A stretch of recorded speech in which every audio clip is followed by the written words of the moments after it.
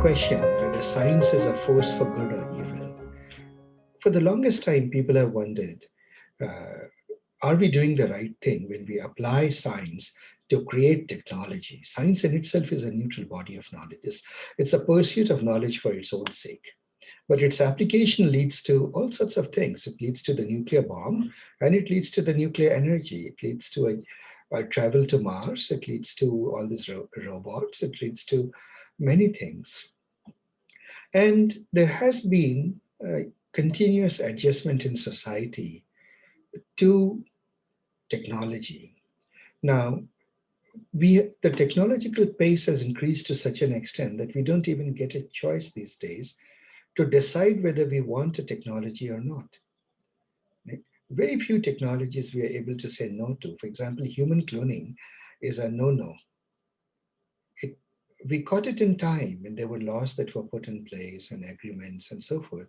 But a lot of the technologies that are coming out nowadays, they're coming out from corporations. Those corporations are moving very, very fast. We are entering, or we have entered, what is called surveillance capitalism, driven by machine learning, which means that these giant machines now, huge farms of machines, whose main job is to study us, put us under the microscope, see every of our behavior, and capture the data. And using the data now, they very easily manipulate us.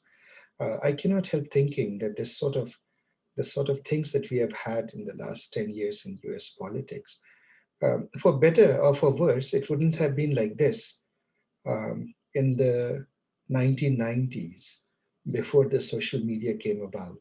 I suppose we would all agree that one way or the other, the the society of today is a product of the social media.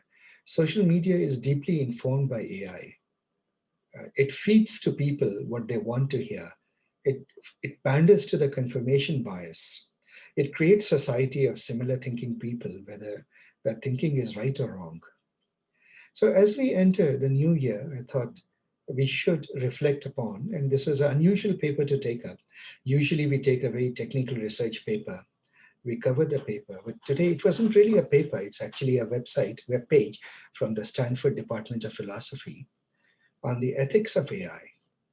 And I will sort of go through some of the topics that it covers in broad strokes. But what I want to do that in the first part, just quickly cover those topics, but then more broadly open it out. Like I want to know as a discussion, how do you guys feel about the contribution that you are making to society? Do you feel individually whether you have been a force for good or evil? It's sort of an introspective question, and I wanted to gain everybody's perspective. So if you look at this document, the first thing that it says, first of all, in philosophy, there has been a tremendous debate. What is the definition of moral? What is moral, right? For example, we say stealing is not moral, but a stealing on grand scale is capitalism, right? And capitalism seems to be the only successful economic paradigm we have. All others seem to sooner or later get into trouble. So, what is moral? That question has been there. It used to be derived from religion. The religious doctrines, the various religious doctrines would say this is moral and this is not, isn't it? In the Western Hemisphere, it has been from the Bible and the Torah of the Jews.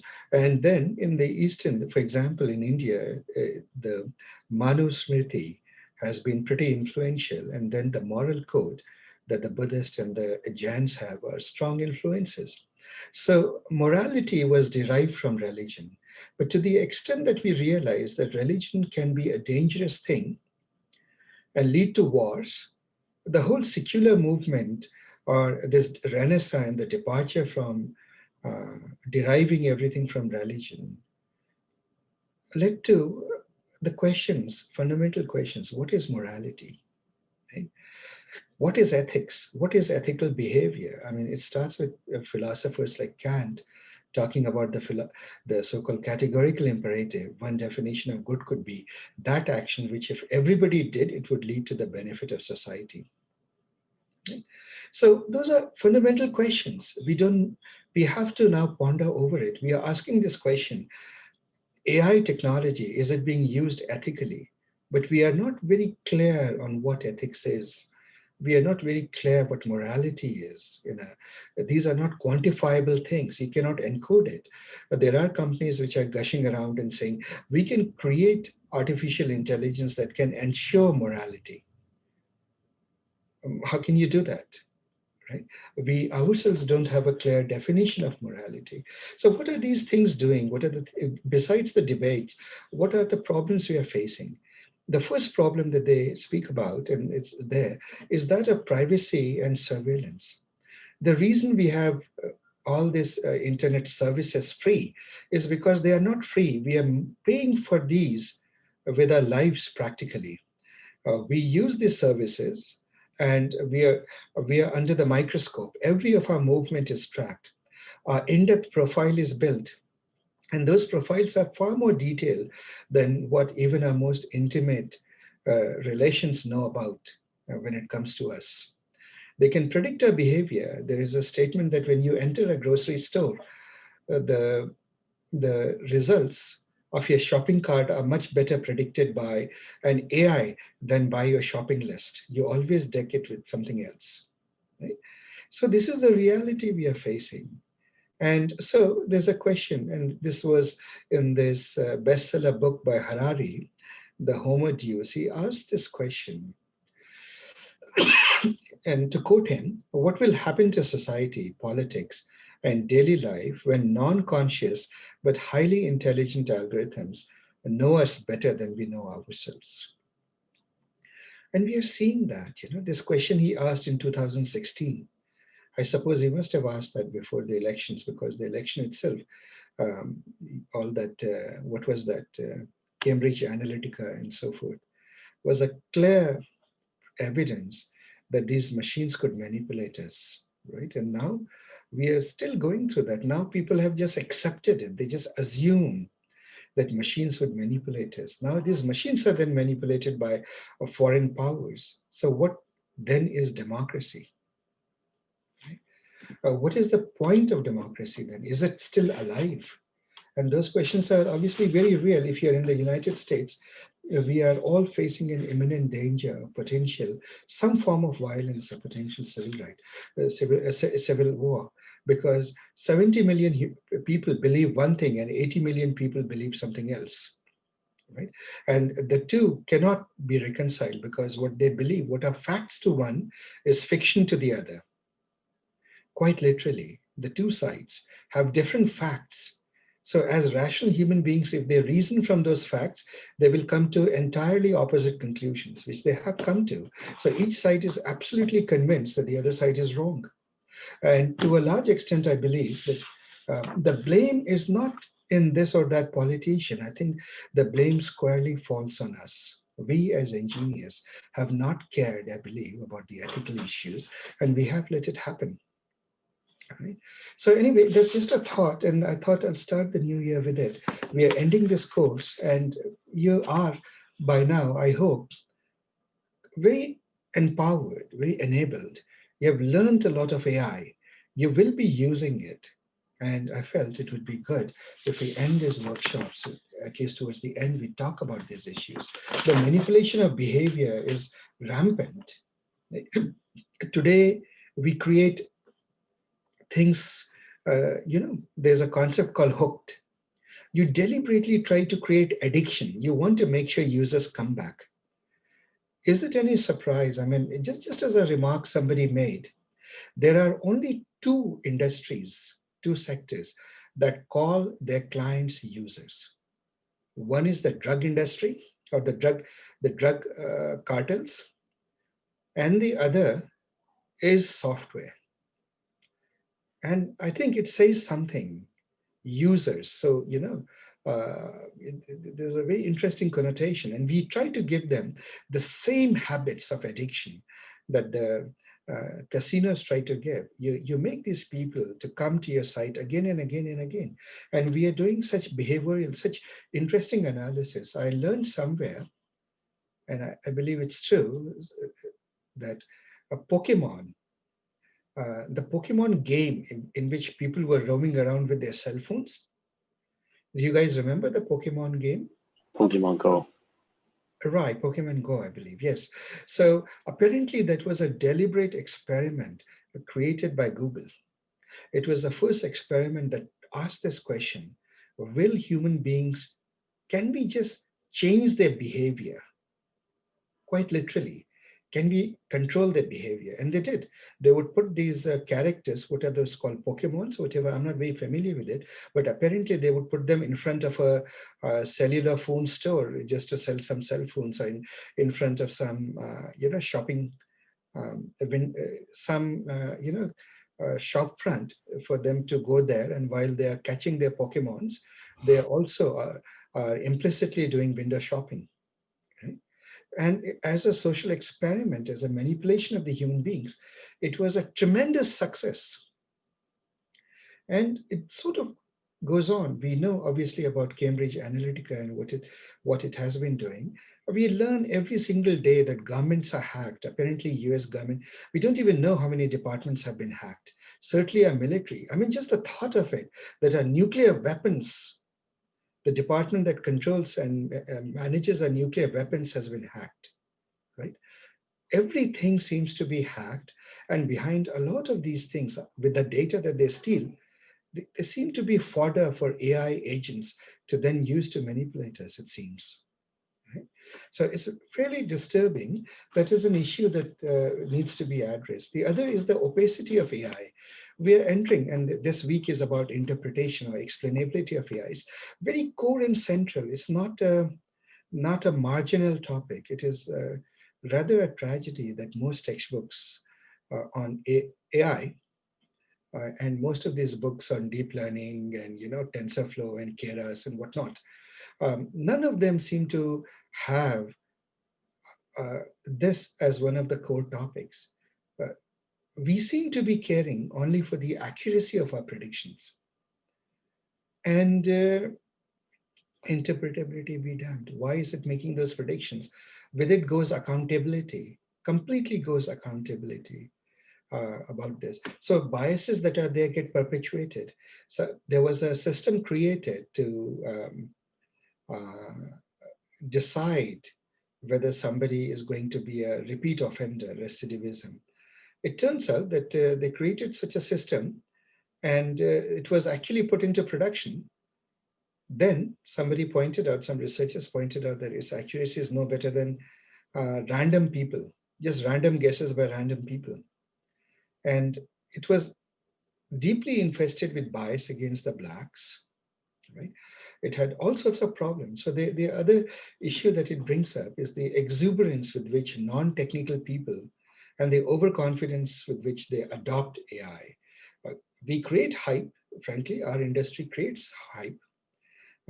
There are movies coming about, there everything happening, that AI is so powerful, and people believe that it is way more powerful than it really is, and they use it with catastrophic results. We know about the Amazon's experiment. Amazon had two failed experiments, I believe, in this regard. They tried to hire people based on an algorithm, and it was a disaster. It was terribly discriminating against women and other protected classes. Why did it do so? If you really think about why that happened, the causation seems to be that it read from data of past hiring in Amazon. And what the AI did logically is understand the pattern. And it turns out that if you look at the historic data, there was endemic racism, there was endemic discrimination against women, unacknowledged. And so when you feed that data into it, the AI learns to be racist and misogynist in equal parts, I suppose. I'm just sort of putting words there, but sort of like that. And I don't think Amazon would be the only one. It became famous. I'm sure that lots and lots of companies which would be guilty of using software like this and coming to or having biases. So the fact that AI, we are not caring that AI must explain itself. See, We are just so enamored by its accuracy, by its ability to do things. Asif, when it's leaving deep learning aside, right? Any Bayesian model would have done that. Yes, when I use AI, I include all of machine learning in it, not just deep learning, Hmm. all of machine learning in it. Okay? Because So our biases are basically a manifestation of past observations. exactly, the data had biases. You're feeding you're you're teaching the AI with that data, which has bias. So of course it will learn the biases, right? And you don't acknowledge the biases because what has been our strategy? I mean, uh, we always believe, I mean, see, this country has made a tremendous progress when it comes to Black rights, right? With all its flaws and blemishes, we are in a far better place than we were in the 1960s or 1950s. But while that is a positive news, it is also true, and I believe is globally true. It is also true in India. It would be the discrimination against the Dalits, which is absolutely horrendous, and the Shudras, right?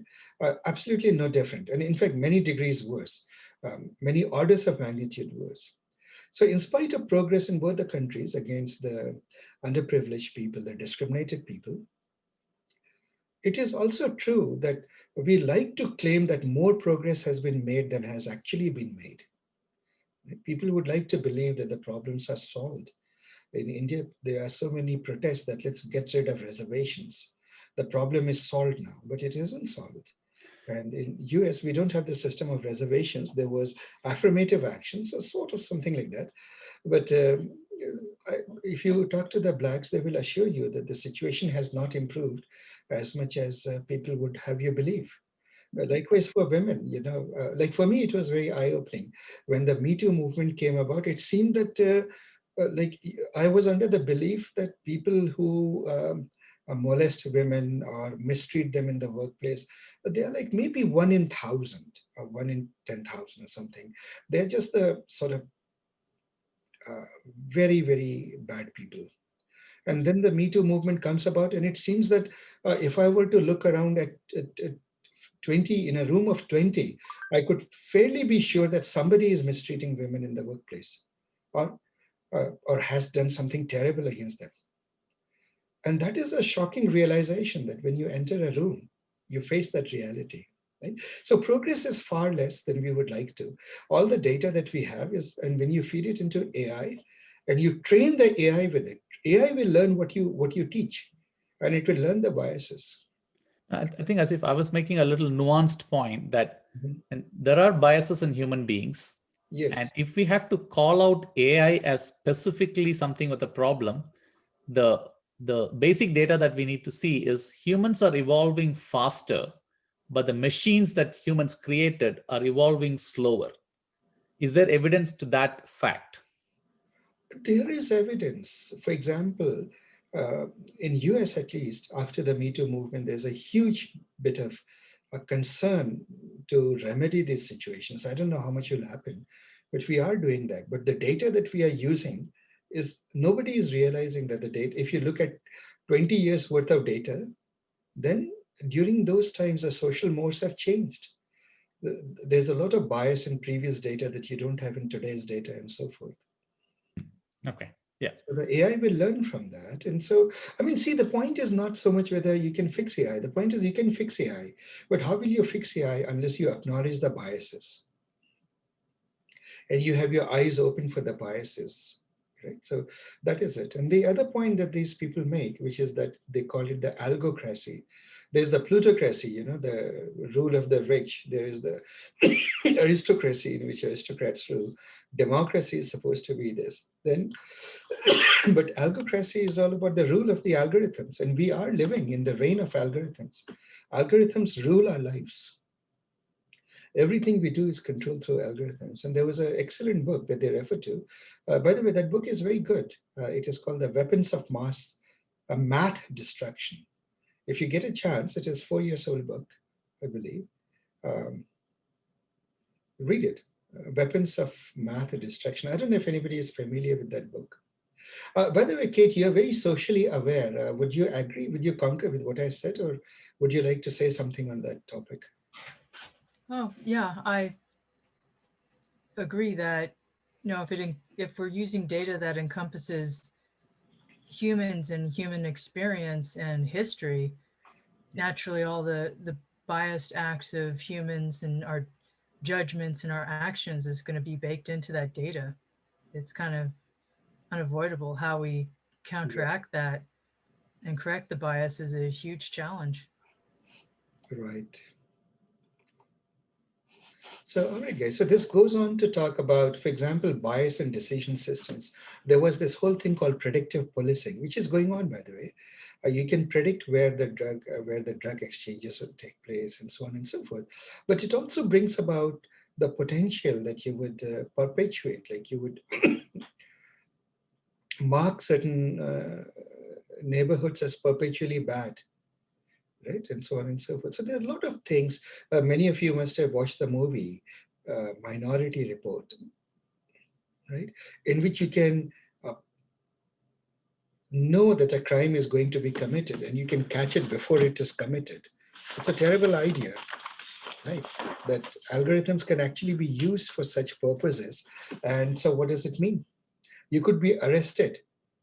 If you really think about it, you could be arrested because the algorithm thinks you're about to commit a crime, right? And you could be charged of a crime because an algorithm thinks you were going to commit the crime, just the thought of it. Right? And so there are all of these issues that we talk about. There are issues about robotics, robots, what can they do? In Japan, we use robots to interact with the older people, a lot of the aging people. We give them warm skins. They apparently are warm and fuzzy. They have human expressions, and people are trying really hard these days to give robots a very human expression when they are designed to be caregivers. Perhaps that is good, but it also asks this question that is it really a very comfortable thing to do? There are people who are proposing to Alexa and to all of these, whatever these things are called, assistants, Google Voice or whatever, right? Because these lonely people at some point have no one to talk to. So when they talk to these machines give intelligent answers apparently. And these people get so touched by it that nobody has talked to them so nicely. They actually propose to marry these people because they're sure behind it is some intelligence, some human being actually there, right? But so far it is all fun. But what happens the day somebody starts manipulating these emotions, this sense of falling in love with the machines, and manipulates you into buying a lot of things, into spending all your money or giving all your money to them or whatnot, or maybe, God forbid, commit a crime, right? So all of those are potentials, So it sort of talks about that. Other question that is increasingly there that they talk about is the sex robots and what does it do to human beings. Already human beings are being objectified with respect to this. I mean, when I look at the movies now, maybe I'm a bit old fashioned, but I sometimes have to just walk away from it because I feel that it sort of degrades, or it's sort of, the way it objectifies human beings is a little bit too gross. It wasn't like that 20 years ago, right? And to some extent, a lot of it has come about because of the technology. And now you create these uh, robots, and then what does it do to human relationships and so forth? So this book talks, this sort of article talks a lot about that. It talks about the effect of automation. If automation is going to get rid of all your jobs and not create new jobs, then is there a moral imperative not to use that AI, not to use that automation? Right? It's important because we all collectively own the earth. The guy who has the money and can afford the automation, if he can do that, it will be a winner take all society. If we know for sure that new jobs are not going to be created and this will only eliminate jobs, how is it moral to allow those automations to come in, right? And it is a question that has to be asked because if you look at it, people talk, and this article points to something called the dumbbell economy. The dumbbell economy that they talk about is the economy in which there are high-tech people, highly talented people who are in great demand and paid a lot. Then there are very low-tech people, people without skills, who who are in high demand to do, those hourly wages or basic service jobs, and they are paid very poorly. But the in-between world that used to belong to, qualified jobs in factories and offices, the white collars and so on and so forth, they are disappearing. That's the dumbbell, is the rod in between the two belts, I suppose, two sides, right?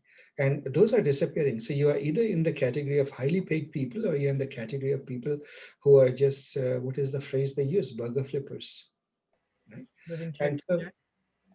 go ahead, Kate. Living check to check. Living check to check, yes. And that's the invisible poverty. It's the invisible poverty. I mean, it's a question worth asking, that has homelessness increased since all of these things came about, right? Has the disparity of wealth increased? It has increased. It's not a question worth asking. But the question is, are we responsible for it? I mean, if you have to pin the blame to somebody, would it not be the tech sector to pin the blame to? Would it not be on our foreheads that the blame should be stuck? So those are questions sort of worth asking. The reason we ask that is, ultimately, these are questions that we engineers don't ask. We work for these mega corporations. And those mega corporations certainly are not asking. They are profit-making machines. So who is going to ask those questions? Everybody else seems to be disempowered, right? Or not capable of asking these questions. So somebody has to be a full human being, not just an engineer. Right? Realize that they have children and grandchildren in this world, and who will inherit this earth, and they will inherit what we leave them. Right? So those are the questions here. And so in this phrase, this article obviously goes on to other things. So for example, autonomous vehicles and autonomous. I just saw a cartoon which I found very funny. A dog is looking at a Roomba, one of those, automated vacuum cleaners, and it is asking the question that if I poop and you spread the whole poop all over the room, who is to blame? Right? And I suppose that brings out the dilemma about the whole thing, right? So, for example, when a car comes and hits you and it was in full automation, who is to blame? Were you driving badly, or was the car to blame? It's a machine. Can you take it to court? And what are the implications? We have to work that out. There's a whole question of automated weapons. As you probably are aware, there are so many videos emerging on YouTube of latest and greatest war technology. One of them I saw would literally rain down small watch-sized little drones. And each of those drones would be programmed to find human targets. The moment they found a human, they would just come into the face of the human and explode, right? Terrible, just destroying the person. So these technologies exist now, and the AI in them is capable of knowing that this is human and not, for example, a box or a stone or something like that. And so when you destroy people like that, what are the ethical implications of that? Right? Is it okay to destroy your enemy like that? How do you know that those are not civilians and those are enemy combat? I mean, those are truly enemy combatants, and so on and so forth. So those are the issues with the automation that this article raises. And then comes the whole question of whether machines should have ethics as they grow and move more towards developing intelligence, even very narrow intelligence. The question, therefore, is how much of ethical concerns they should have. So apparently, Kant made the statement that the more reasonable a person is, the more well-reasoned or logical a person is, the more ethical he is likely to be. Well, I suppose the years after Kant have proven otherwise.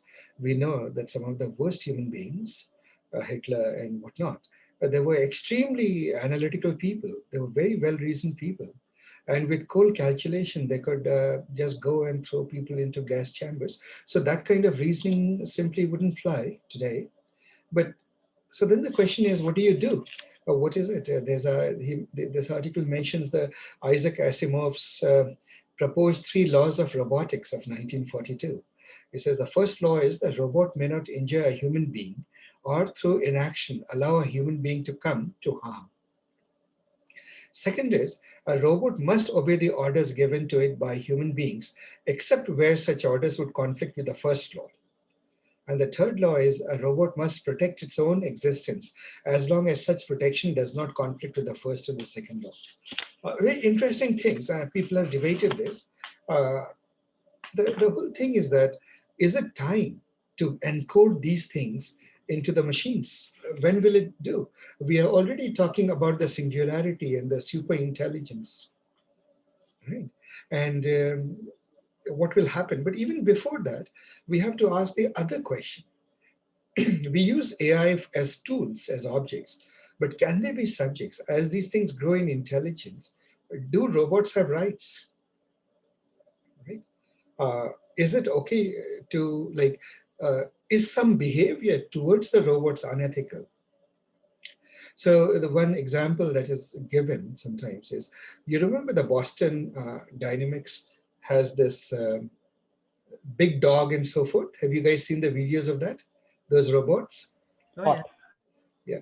So those are amazing machines, but they behave like, animals, four-legged animals. They can crawl, they can do things, and they can't fall. They behave like mules or dogs and so forth. And you see videos of people kicking them, and they're able to survive the kicks. They regain their stability. But one of the questions that comes somewhere along it, to the extent that we can project sentient feelings onto machines, we do feel and wonder whether it is fair to treat a robot so badly, right? To push it around so hard and so on and so forth. And these questions will become more and more pertinent as these machines begin to look more and more human, or at least living. We human beings have a tendency to project our emotions onto other things around us, right? So the fact that people propose to Alexas and all this Google assistants, etc., is clear evidence of that. Right? Many people are totally in love with their car and they talk to their cars, and this cars are not even intelligent at this moment, right? And so, what happens when these robots become more and more like humans? At least they project the appearance of being like that. And then obviously the last question that this article deals with is that of super intelligence. Truly, what is the implication if there is a super intelligence around? That reminds me of a TV show I like very much, actually, A Person of Interest. It is an old TV show. Some of you may have seen it. Anyone has known about that? Person of Interest. It must be there on either Netflix or Prime or somewhere. Check it out, see what it is. It's about a super intelligence that has been created. And it asks fundamentally those questions. There's one super intelligence, which is a force for good, and there is another super intelligence, which is a force for evil. As always in this TV shows, this war of the good and evil and so forth.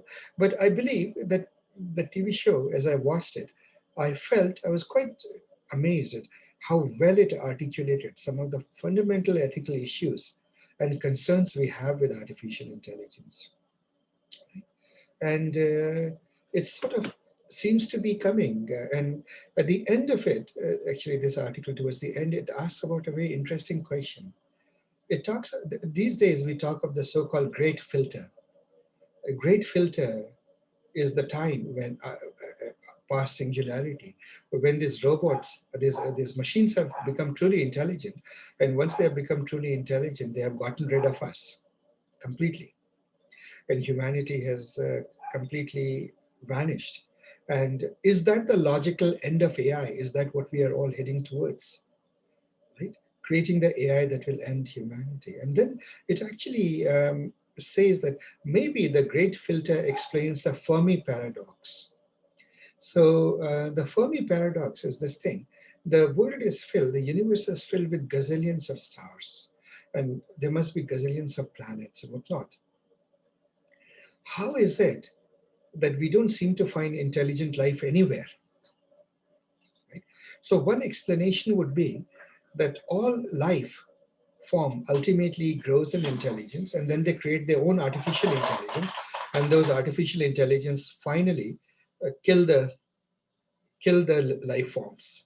And so life forms can't be seen because what you see is the graveyards of all these life forms. The AI has destroyed all those life forms. It's just an interesting thought, actually, that could the great filter be an explanation of the Fermi paradox, right?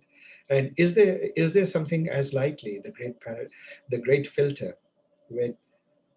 where intelligence, super intelligences, will get rid of us, right? And all life forms after that.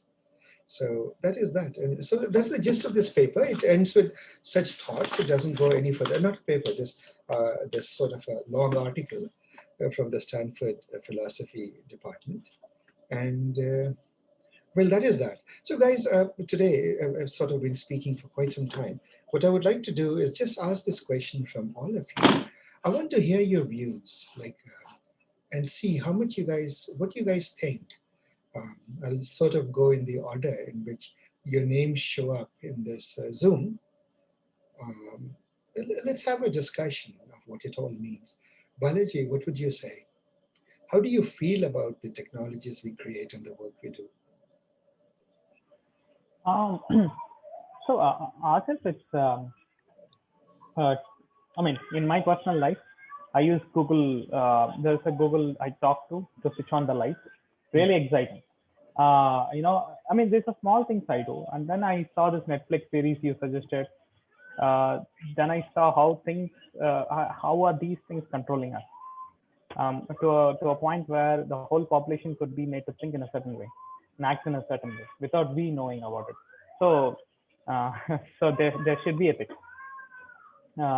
Ethical boundary needs to be drawn for this technology. Well, technology is like a tool. Without a screwdriver, you can't pull out a screw easily. The tools have come for that purpose, and you know, we need to use it instead of misuse it. It's as simple a thought in my mind. That's it. Nice. But do you feel that overall your life has been a force for the good? I mean, can you repeat that? Like, do you feel that the technical work you have done in your lifetime has been overall a force for the good? Yeah, I mean, if I do a depth first search, I mean, at the top level, reliability. So the reliability means it goes into the car to make it reliable. But if car itself is a good thing, I mean, if I go deeper and deeper to see the work that I did at the superficial level, it has done good. But if I go deeper and see, is it serving the bigger cause? I don't know. The answer is I don't know. Right. Nice. Thanks for your input. Dennis, what do you say? What was that paradox you were saying? The name? Fermi's paradox. Right. So there's this book. It's like a new sci-fi. Ruud actually told me to read it, and I never did, but I read the summary. Actually, President Obama, like in many occasions, said he recommends reading the book because it's pretty you know, forward thinking. So it's called the three-body problem. The three-body problem. Okay, I'll read that. Yeah. So essentially it says the universe is like a dark forest. Intelligent species actually view each other as threats. Oh yeah, so, the dark forest theory, yes. Right. So the moment we send signals outward, we're kind of asking to be killed off by a sniper,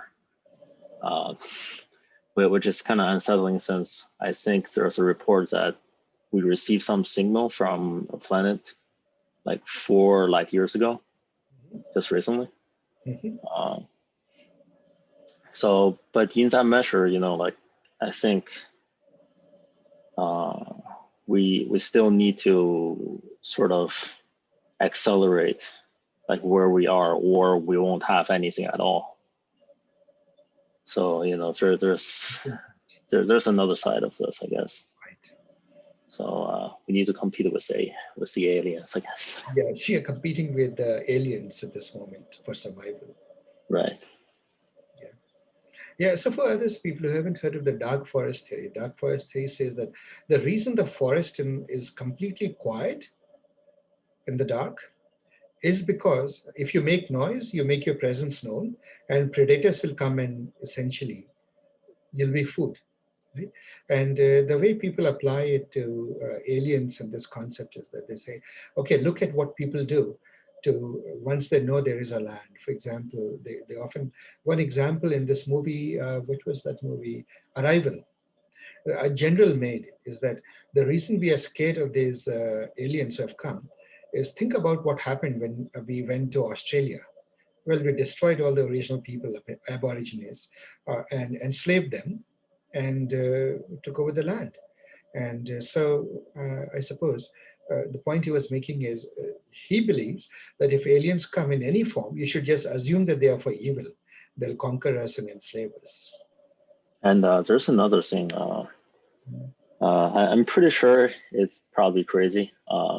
Basically, this guy, I think from the former Israeli government, says like aliens has been contacting the United States for decades, or whatever the whatever it is. And there's like a space federation, and this aliens say like we're not ready.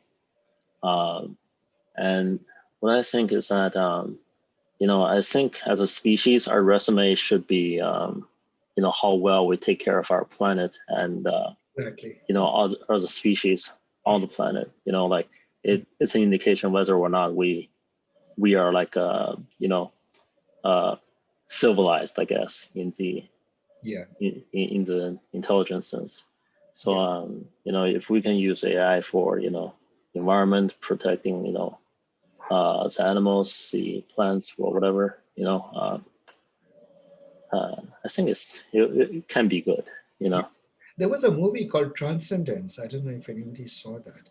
That was it. There, the AI took over the responsibility of protecting the planet and did an exemplary job of it. So, anyway, see that movie. Harini, what do you think?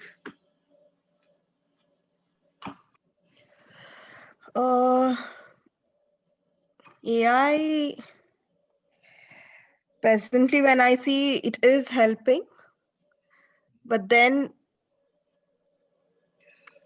deep down I feel worried about what it can do, not just for the humans, for the planet. And I think we are moving at a very fast pace, and so that is a threat for all our resources and the human beings, and even for our emotional well-being. That's what I feel. Yes, it is helpful in the making us connected, or healthcare and all that, but In other words, you're concerned. You're very concerned. yeah, I am.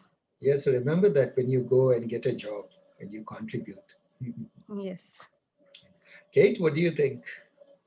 I think at times that, especially the events of the past 4 years, especially, that it might not be a bad thing to have robotic overlords, that it might be something that humanity deserves. If we can't prove we can't take care of things ourselves, we might need better replacements. Oh, so you're inviting the singularity. I'm wondering if it's not the worst thing given people. Yeah. Interesting. Well, we need, well, on a more serious note, we need to make sure that we have government performs its proper role of being able to regulate, that we're not just ruled by mega corporations and oligarchies, that democracy means something. Yes. And there's a lot of practical actions that can be taken on that. So I have hope for that in the short term. I don't think the singularity would happen in my lifetime anyway. No, this democracy, in my view, is something worth cherishing. And I'm very concerned that we engineers would be guilty of getting rid of it. We practically are guilty of getting rid of it, seeing the events of the last 4 years. If blame has to be put somewhere, it has to be on our heads.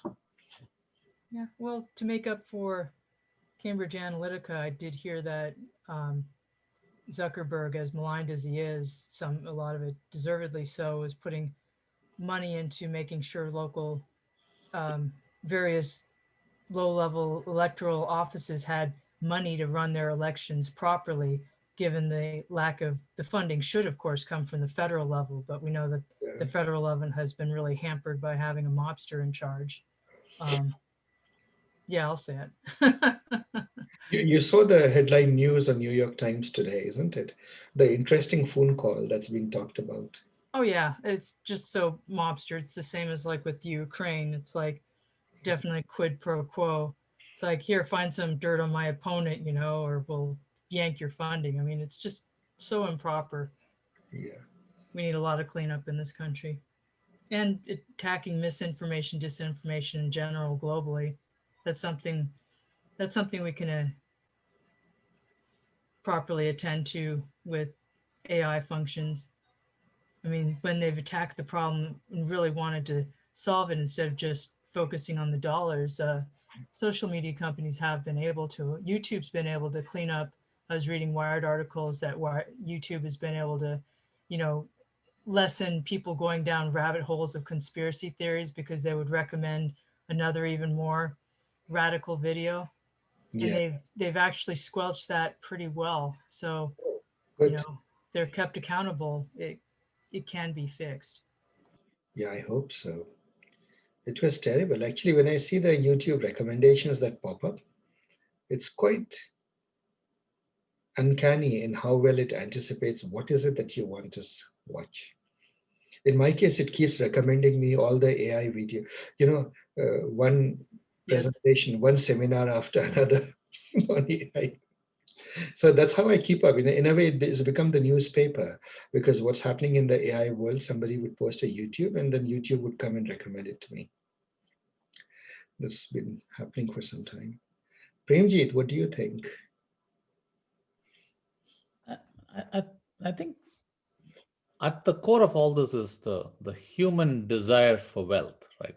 And I don't fault like a large population of engineers with the responsibility of having to save the world and not doing well at it, right?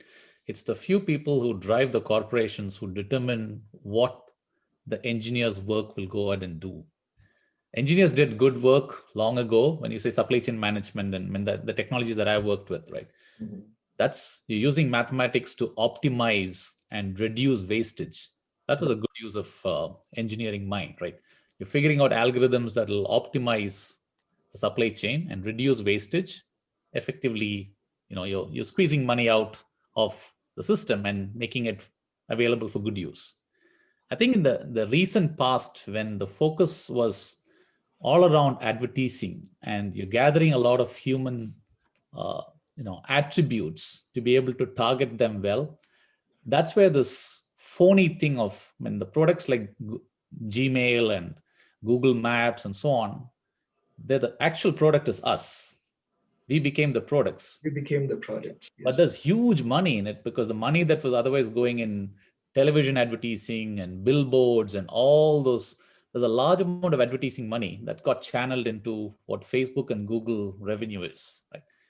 So that kind of changed a few things. But at the same time, if I look at now the amount of innovation that's happened, now we are able to have, you can speak to a computer and it's pretty much able to recognize your voice, and you can understand the nuances between the different people in the house. All that is advancements that happened because engineering moved forward. So that's all good. See, some people believe, Premjit, and I think with merit, that if we just say that we are, like engineers often say that these are big companies, the powerful make the decision and they make it based on their need for money, for the greed for wealth and so on and so forth. But it is also believed that, see, they are powerful and they get away with things because we let them get away with, because engineers are not taking, as human beings, they are rather deficient in their social and political responsibilities. Human beings are a political species.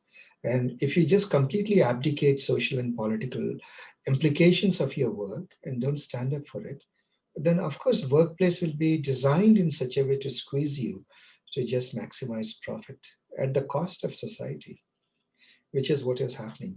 There has to be more social and moral sort of a backbone to the engineer, which in my view is sorely lacking.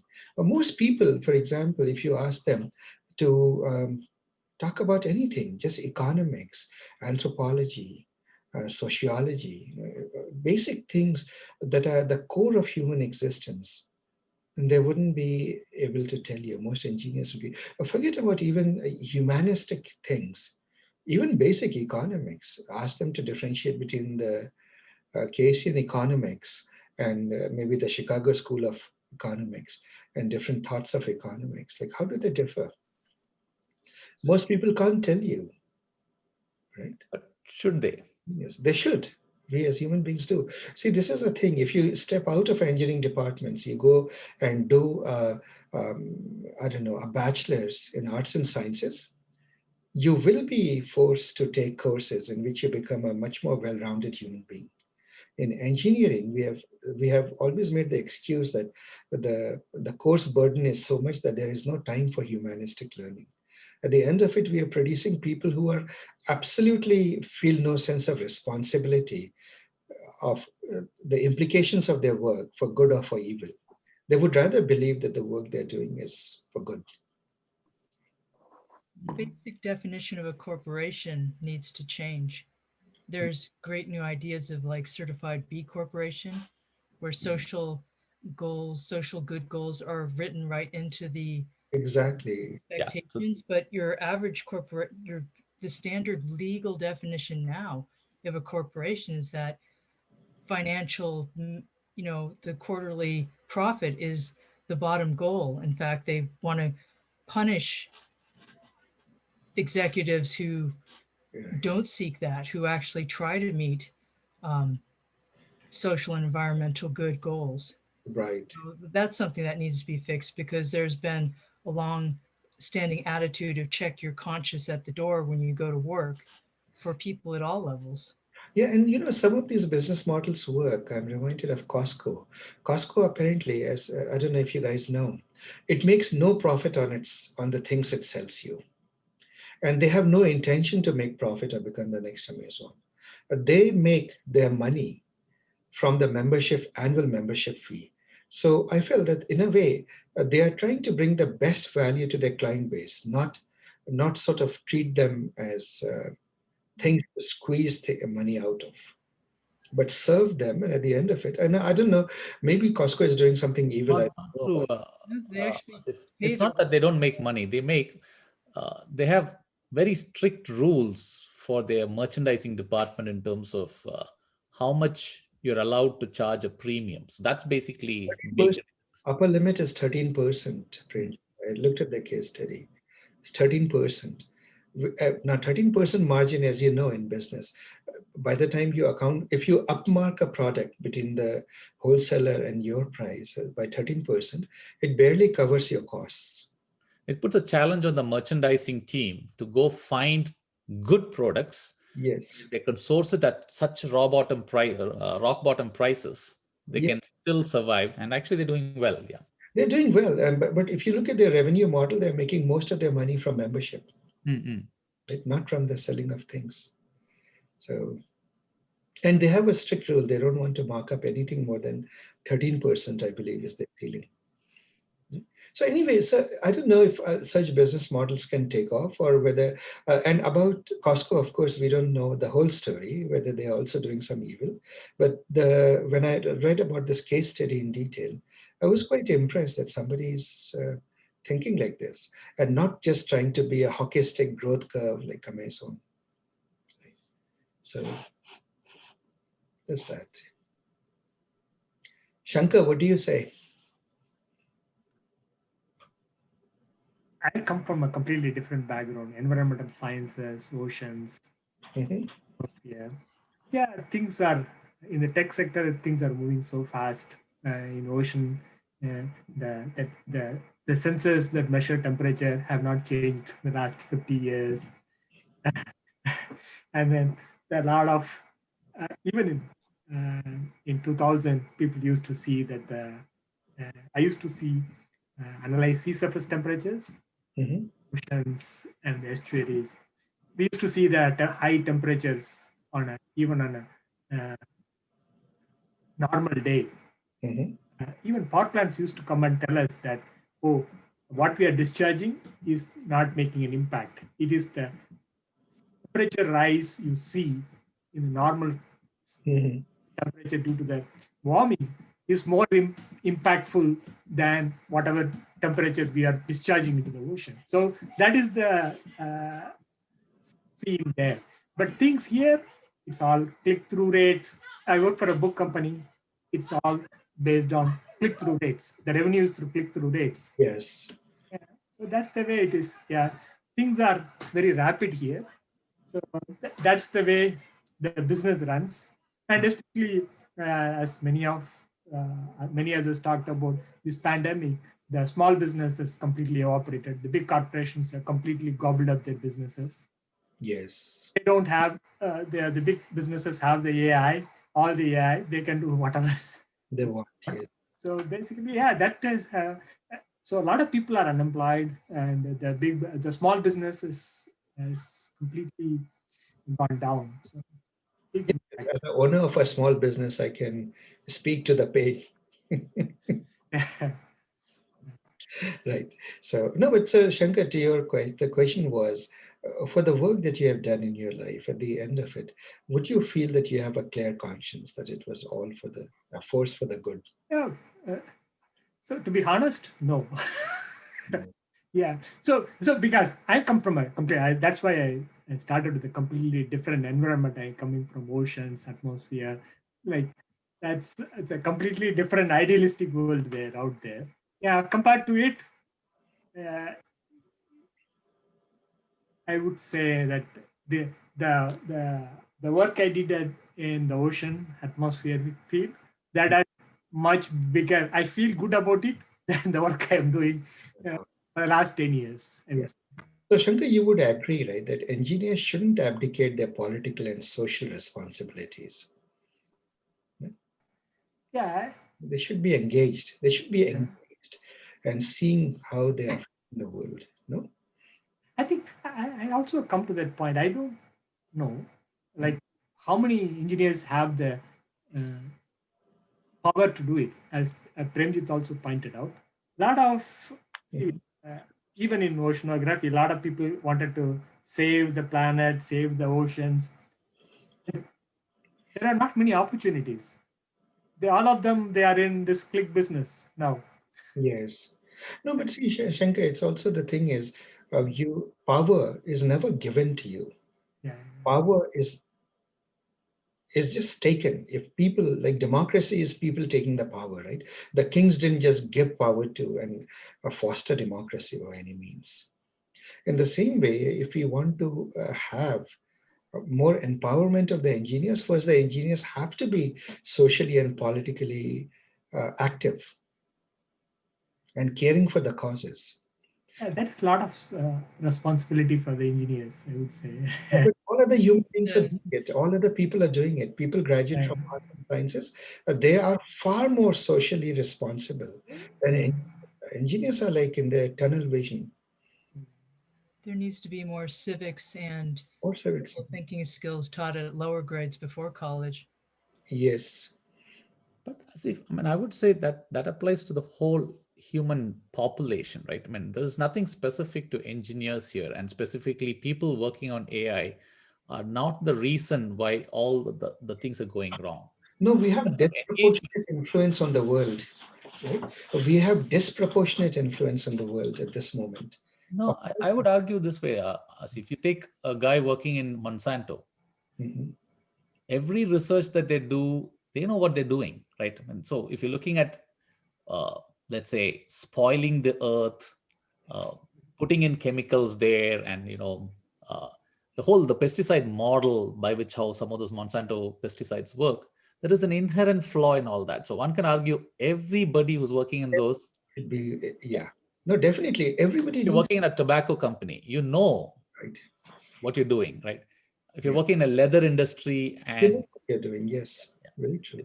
I wouldn't single out AI engineers as people who have to have an extra responsibility. It's like everybody, entire humanity. Responsibility. What I'm saying, Premjit, is scientists these days, as they get more and more specialized in any area, whether it is computer science, whether it's biotech or anywhere, generally, the academic curriculum tends to be very focused on their specializations. Along the way, they have gained, two things have happened. They have gained tremendous influence in shaping the world, and they have also, along the way, uh, they have practical illiteracy of social and political implications of their work. And if there is any hope for the planet, that needs to change. I mean, I'm going back to Plato's statement when he starts by saying man is a political animal, and it is that power is, the power structure is shaped by people. If people are not willing to take the power in their hands, they become powerless. Then the guy who is willing to take power, usually the rich, acquires all the power and controls everybody. So what are scientists doing in any of these disciplines? What are they doing? And what are we doing? Right? As people who are learning AI, we have a potential to do a lot of harm. Right? I say that, I mean, from my personal experience, for example, I had a choice to work in a sort of a weapons industry at one point in life, and I was eminently capable of that. I was a physicist and a computer engineer, and I could have really been utilized. But consciously, at least I had the sense as a young man to not go there, not to bring home money that may have blood on it. So I don't know, but if I still have that kind of consciousness, for example, the work that I'm doing, I deliberately chose an area of work, which is HR, things where the potential to do harm is very, very, very low. That was a conscious decision. I consciously chose not to work with the Googles and so forth of the world. I chose companies where I could walk home with a clear conscience and say, this work has not harmed. My work is not harming people to the best of what I can make out. It's more a force for the good. But is it? I don't know. Even then, I'm doubtful. But I think we need to think a little bit about it, though. The ethics is, that's my feeling, Premjit. And where I would kind of take that thinking process in this conversation, in the context of this conversation, Asif, is I think with the AI, we need to have a way to inherently measure the bias that is going into all our AI, right? I mean, that it's happened not just with AI today, it has happened long ago also. If you were building a Bayesian model, which will do a recommendation, right? The recommendations are a function of something in the past. So as engineers, we need to devise ways to control the behavior of the model such that when you have the right set of management folks who want to make that control happen, the control should be easily doable. We shouldn't leave systems in a way where that becomes the constraint why it cannot be controlled.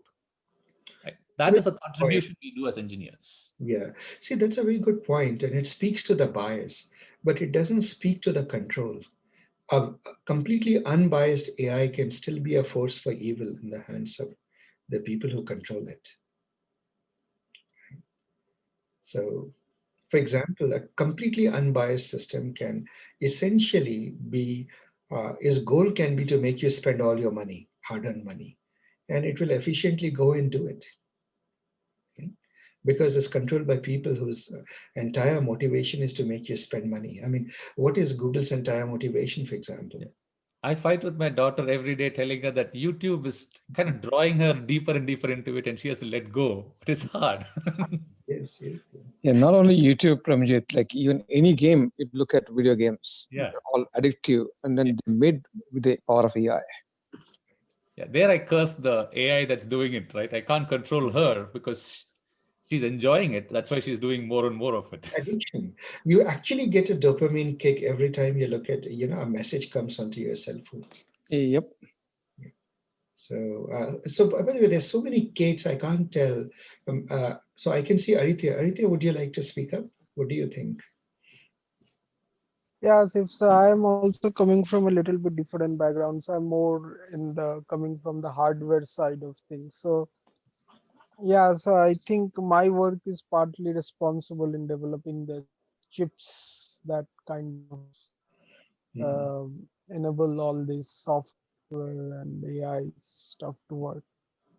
But then, I mean, for majority of us, I think it's kind of, I don't know. I don't feel like I have the power to change things. I think like like many others here are kind of echoing this similar kind of thought. It's more of like, Yeah, yeah, you do what you but you have to earn your money. See, we engineers have always given that excuse that we are powerless. We do what we are told to do. But see, power is always acquired. Nobody gives it to you. It's one of the things you learn if you get educated in the humanities. You take a course in political science or things like that. You're more aware of it, right? So women are not, for example, getting rid of sexism because because the men are handing it over to them. Uh, They are standing up for themselves. Kate, would that be a fair statement? Definitely. Mm. All the women's marches, all the everything. Yes, Yeah. power is acquired, never given, never given. But think about it. When was the last time somebody offered you an extraordinary promotion just because you worked very hard? If you notice how promotions are made in these companies, it is the guy who is asking for it, demanding it, right? And among Right. people who are demanding it, only in that small subset, they look for the guy with the highest contribution and give it to them, right? But what about the guy who's quietly slogging on and producing great work? You know that they don't get promoted very easily. Everybody wants to have such a guy under them so that they look good. Nobody wants to promote them as their equal and be Indeed. competitor. Right. So That's a power, Yeah, fact. that reminds me of a very interesting statement. I think someone told me, like, I think it's probably Winston Churchill or someone who said that he went and he saw that that there are two lines. One line is for people who want to do work, and then there was a second line which is for people who want to take credit. So the line where people were standing for taking credit was so long that he decided to stand in the other line. interesting, nice. Well, thanks for your input. I think Shiva, you are here, right? I think you're hiding as one of the Kates. Shiva? Premjit? No, Premjit is a Kate. There are three Kates. So one is Premjit. Sorry. Yeah, I think whoever used the link that Kate Yeah, provided. Kate, you sent the link, so I clicked the link and I came in. So Got it. we are all assuming your identity now. Okay, so what? Your picture looks different. All right, so this is you, right? Let's hear from you. From me, Asif? Yeah. I think this is a very interesting topic, and in a way, I'm deeply perturbed by what is going on.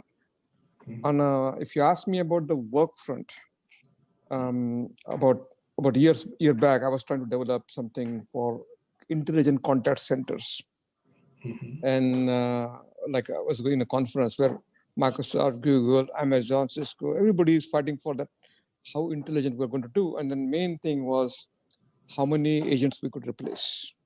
Yeah. That's the measure of success. And nobody's talking about it easily, but then everybody's saying, okay, I could reduce my capacity by this much.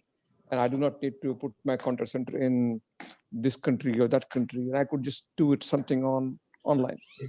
And then I was just thinking, like, are we taking away jobs from people who could have gotten the job? And then there's this topic coming up of this universal basic income. Yes. And it kind of irritates me. Like we have to think that, and I feel by the time our kids next like 7-10 years, they may need the UBI, universal basic income. Yes. Because it is so rapid and so exponentially things are getting advanced. And then the way I see the wealth and the digital divide getting so big, the chasm is so huge. Yes. Unless there's UBI, people may not be able to survive. And so that is it like a hyperbole, or is it like I'm thinking too much? I just do not know. I worry and the thing is, I was thinking about what can I do about it. This what I was thinking about is let's talk about it, let's discuss about it, and then like in a way, I think there has to be a fix with some kind of policy making at this juncture. If no policy, if you just leave it to the corporations, we are there. Like we are a part of corporation, and our primary responsibility is towards the stakeholders, not to the environment, not to the social responsibility. People think about what is the number one goal: make money for our stockholders, and that's the goal. People, all the companies live by, whatever they say, unless they're forced to. So there has to be some kind of policy thing, and this is a capitalist country, and then socialist is not any better. This is like, but the thing is, unless there is a safety net that is mandated, I don't think people are going to get it. That's why I think like if not as an engineer, but at least as a voter or a social influencer, what I try to think about it, at least communicate, and then. But again, like what I see there, at some point, the AI is a blocker because we operate in some kind of echo chambers. Like you get recommendation because you look at the AI, and similarly the religious zealots, they get that kind of narratives all the time. Hey, how come your religion is victimized and XYZ is molested, and then this and that, and it kind of like makes you angry. So these are kind of groups. The AI is doing it, perpetrating it, like, and that whether it is like here the elections happen and people don't believe who won. Similarly, like whose God is real God, like that kind of debate happens, and there are hundreds of proofs and hundreds of instead of the AI and the internet being source of knowledge, people have just faked it. And so when you had this experiment, right, wisdom of crowd, I was thinking about when you're doing this one, okay, that may be the right first time, but the AI is going to manipulate the whole wisdom by virtue of advertising and mind mapping my brain, and giving me such a way that I will start believing something which is fake, but I will start believing it to be true because I'm repeating it. That's right. Subconsciously. Remember, the wisdom of crowd works only when the crowd is each thing in the crowd, individual in the crowd is uncorrelated with other individuals. Indeed. AI is doing is making them all correlated, so it becomes the mob of crowds rather than wisdom. Absolutely. And then the example you talked about, like the drones, etc., is a reality. Like it happened in recent war between Azerbaijan and Armenia. Are you serious?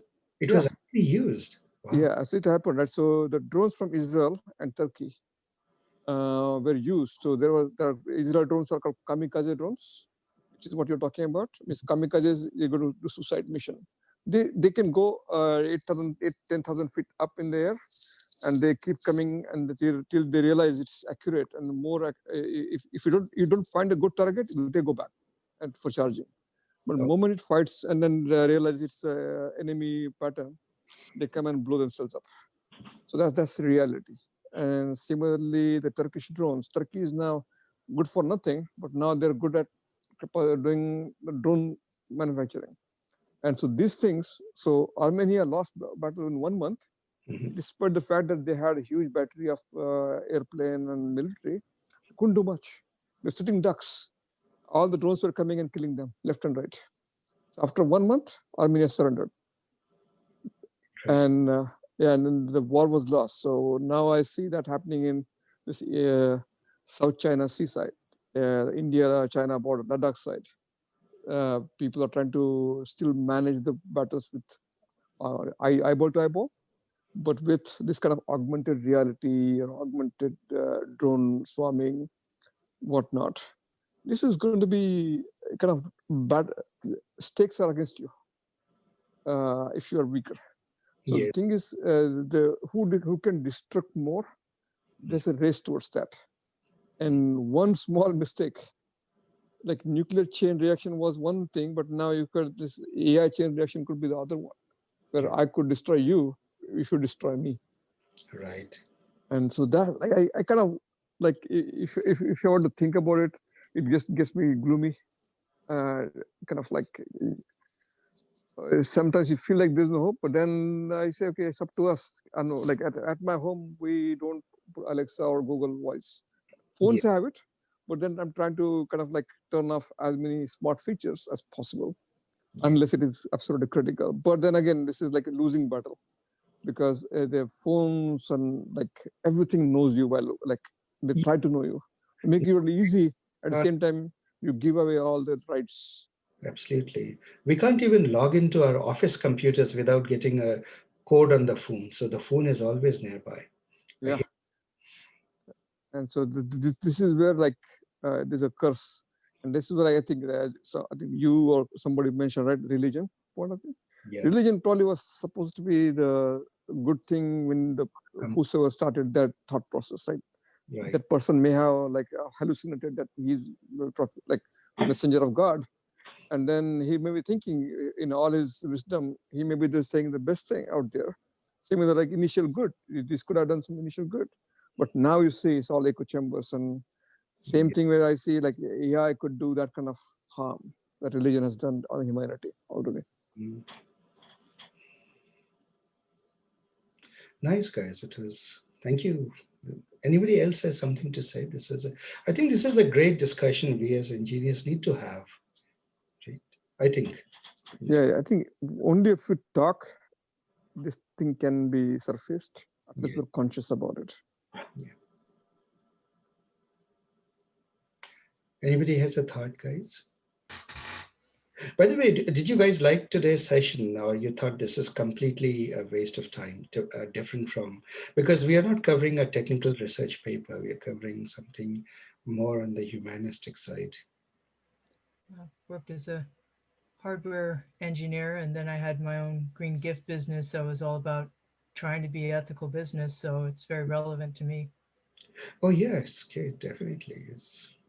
You are actually, I really admire what happened to your business. You didn't carry that forward, or you did? Oh, the gift business. I mean, it was fun to have an online green gift business focused on, you know, ethical, organic, fair trade. But the grind of the retail side, and 2008 was really rough. Nobody was buying anything, so retail was just terrible. So it's more that that the retail got old rather than the green and ethical got old. That I keep. Okay. Nice. Asif, I think for this session, it'll be good to have one more follow-up on the AI for good discussion, right? I haven't done any kind of resource gathering on that, but I know of a few friends who went off. Oh, you would know the name, Steve Tai. Do you remember Steve Tai? Yes. Yeah, so Steve Tai is retired. When he made his money in Hyperion, he's retired, and he's kind of gone off into, he doesn't call it AI for good. He's gone into technology for good, right? So he's basically investing time in building things which will help the society positively. Would you be willing to come and speak? Who's Steve? That would be awesome. I mean, I haven't talked to Steve in a while, but I can reach out to him. He's right now doing some stuff with education, right? So he's basically working on creating technology that will make sure absenteeism in poor neighborhoods is decreased. Oh. Being able to measure absenteeism, create incentives for kids who frequently abscond from not coming to the school. It has a lot of benefits, right? The school gets funding when the kids show up. Kids get education only if they go to school, all that, right? So I think from an AI engineer perspective, if everybody had a side project that you're contributing on AI for good, then that's real positive impact each of us can do.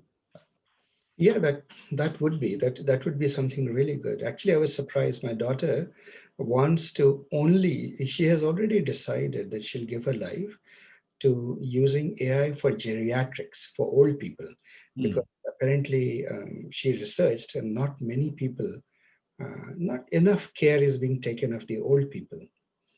So she has, for many years, it's not a passing thing, for many years, since the last 5-6 years I'm seeing, she has been doing a lot of things for the older people. And I think it's good to have a humanistic side to the engineering.